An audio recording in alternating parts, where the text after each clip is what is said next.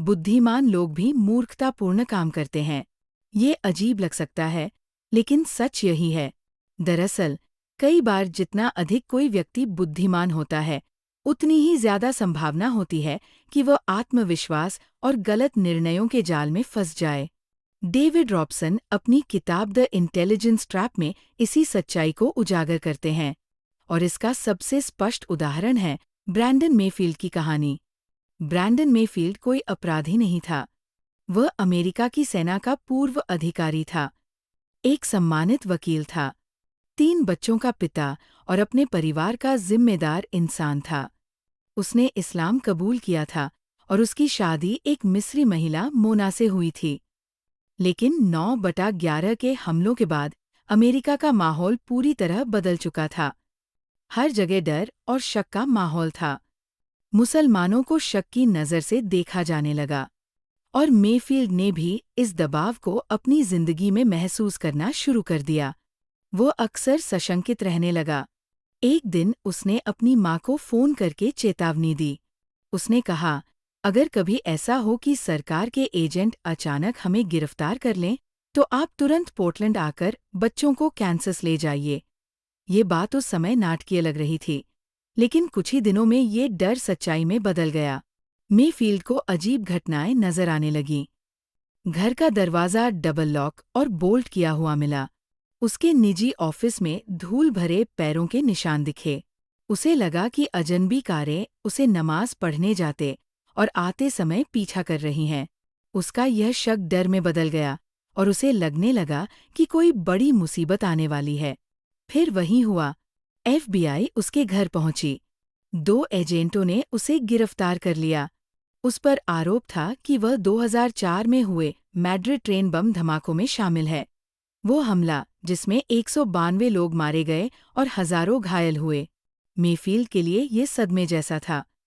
उसने कभी स्पेन की धरती पर कदम भी नहीं रखा था। लेकिन एफबीआई का दावा था कि उनके पास ठोस सबूत हैं। उसकी उंगलियों के निशान एक नीले प्लास्टिक बैग पर मिले थे, जो आतंकियों के इस्तेमाल किए गए वैन में रखा था।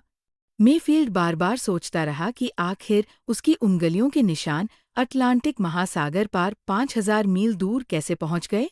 लेकिन मामला उसके खिलाफ और गंभीर होता गया। अदालत में एफबीआई का एक बड़ा नामी और अनुभवी विशेषज्ञ खड़ा हुआ और पूरी निश्चितता के साथ गवाही दी। मैंने इन फिंगरप्रिंट्स की तुलना की है। ये ब्रैंडन मेफील्ड से पूरी तरह मेल खाते हैं। मेफील्ड का सबसे बड़ा डर सच हो गया। उसकी पहचान और धर्म ने उसे अपराधी साबित कर दिया। उसे नग्न तलाशी दी गई, हथकड़ी लगाई गई और आतंकवादी जैसा व्यवहार किया गया। उसके वकील को डर था कि उसे ग्वांतानामो बे भेजा जाएगा। लेकिन 6000 मील दूर स्पेन में जांच जारी रही। वहां की नेशनल पुलिस ने एक और व्यक्ति को पहचाना, एक अल्जीरियाई नागरिक जिसका नाम था ओहनाने दाऊद। और फिंगरप्रिंट्स, वे दाऊद के प्रिंट से कहीं बेहतर मेल खाते थे। एफबीआई पूरी तरह गलत थी। स्पेनिश पुलिस ने ये जानकारी अमेरिका को दी और अगले ही दिन मेफील्ड रिहा कर दिया गया। बाद में एफबीआई ने माफ़ी मांगी और उसे मुआवजा भी मिला। लेकिन उसकी इज्जत, उसका आत्मविश्वास और उसका मानसिक सुकून, सब कुछ टूट चुका था। अब सवाल उठता है, दुनिया की सबसे बड़ी और उन्नत फॉरेंसिक टीम ऐसी गलती कैसे कर सकती है? जवाब है, बुद्धिमानी का जाल। डेविड रॉबसन बताते हैं कि यहाँ समस्या ज्ञान या जानकारी की कमी नहीं थी। ये विशेषज्ञ दुनिया के सबसे बेहतरीन थे। लेकिन बुद्धिमत्ता हमेशा विवेक नहीं होती। कभी-कभी यही बुद्धिमत्ता हमारी सबसे बड़ी कमजोरी बन जाती है। पहली समस्या थी अंतर्निहित ज्ञान और वैकल्पिक सोच की कमी। सच्चा ज्ञान हमें ये सोचने पर मजबूर करता है कि अगर मैं गलत हूं तो, और क्या कोई दूसरा कारण हो सकता है? लेकिन एफबीआई ने ये सवाल नहीं पूछा। जैसे ही उंगलियों के निशान मेल खाते दिखे, उन्होंने मान लिया कि मामला सुलझ गया। दूसरी समस्या थी डिस्क्रेशन, यानी समझदार होते हुए भी तर्कहीन फैसले लेना। इसके साथ ही था मोटिवेटेड रीजनिंग, जहां इंसान तर्क का इस्तेमाल सच्चाई खोजने के लिए नहीं, बल्कि अपने पहले से बने विश्वास को सही साबित करने के लिए करता है।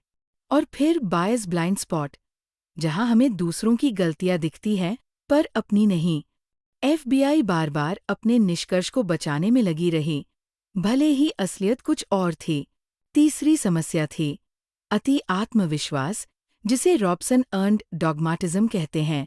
जब किसी क्षेत्र के विशेषज्ञ बहुत नाम और सम्मान पा लेते हैं, तो वे खुद पर इतना भरोसा करने लगते हैं कि अपनी गलतियों को मान ही नहीं पाते। यही हुआ फिंगरप्रिंट एनालिस्ट्स के साथ। और चौथी समस्या थी जमी हुई आदतें। विशेषज्ञ अक्सर तेजी से निर्णय लेने के लिए शॉर्टकट्स का इस्तेमाल करते हैं। ज्यादातर मामलों में यह तरीका काम करता है, लेकिन जब यह आदत कठोर हो जाती है तो इंसान असलियत को देखने से चूक जाता है। यही एफबीआई ने किया। ब्रैंडन मैफील्ड की कहानी सिर्फ एक इंसान की बेगुनाही की लड़ाई नहीं है, यह हम सब के लिए सबक है। बुद्धिमानी हमेशा हमें बचाती नहीं है, कई बार यह हमें और गहरे संकट में डाल देती है। डॉक्टर गलत निदान पर अड़े रह सकते हैं, सफल सीईओ असफल रणनीति पर टिके रह सकते हैं, नेता विनाशकारी निर्णयों को तर्क के सहारे सही ठहराते रहते हैं। जितने अधिक हम बुद्धिमान होते हैं, उतनी ही आसानी से हम अपनी गलतियों को सही ठहराने लगते हैं। इसीलिए हमें केवल बुद्धिमत्ता नहीं, बल्कि विवेक चाहिए।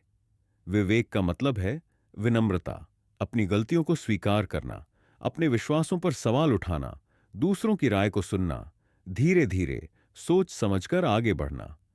दार्शनिक डेस्कार्टेस ने लिखा था, सबसे बड़े दिमाग सबसे बड़े दोषों के भी काबिल होते हैं। जो लोग धीरे धीरे सही रास्ते पर चलते हैं, वे उन लोगों से आगे निकल जाते हैं जो जल्दीबाजी में रास्ता भटक जाते हैं। ब्रैंडन मैफील्ड की कहानी हमें यही सिखाती है।